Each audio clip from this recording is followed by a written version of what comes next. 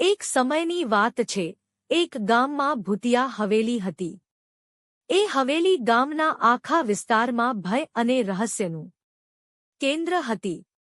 કોઈને એ હવેલીમાં જવા હિંમત ન હતી, કેમ કે એવી વાતો ચાલતી હતી કે ત્યાં જવાથી માણસો ગાયબ થઈ જાય છે અને સાંજ પડતા ત્યાં ભયંકર અવાજો અને છાયાઓ દેખાવા માંડતી. એક દિવસ ગામના યુવાન રાકેશ, જેને ભૂતપ્રેતમાં વિશ્વાસ નહોતો, એ હવેલીમાં જવાની શરત પર પોતાના મિત્રો સાથે વાદ વિવાદ કર્યો. તેને વચન આપ્યું કે એ રાતે હવેલીમાં જઈને ગામને સાચું જણાવી દેશે. રાકેશ રાત્રે હવેલીની તરફ ચાલી ગયો.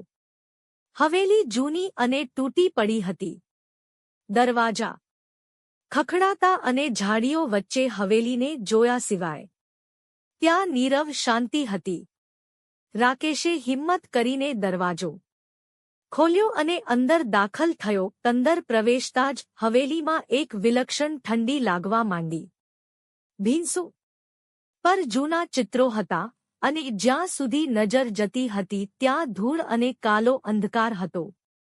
ત્યારે તે જ સમયે અચાનક એક અવાજ આવવા માંડ્યો, કંઈક જેમ કોઈ હસી રહ્યું હોય.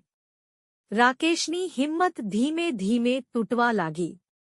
જ્યાં તો પાછું ફરવાનું વિચારી રહ્યું હતું, ત્યાં એને એક છાયાની ઝલક દેખાઈ. છાયા ધીમે ધીમે તેની નજીક આવવા માંડી. રાકેશ ગભરાઈ ગયો, હૃદય ધ્રુજવા માંડ્યું, પણ હિંમત કરીને તે આગળ વધ્યો. એ છાયાની નજીક પહોંચતા જ તે દેખાવતી ગાયબ થઈ ગઈ. આ દ્રશ્યે રાકેશને ભયના પાયમાના પર ઠપકાવ્યું. તે બહાર નીકળવા માટે દોડ્યો, પણ દરવાજો ખુદ બંધ થઈ ગયો.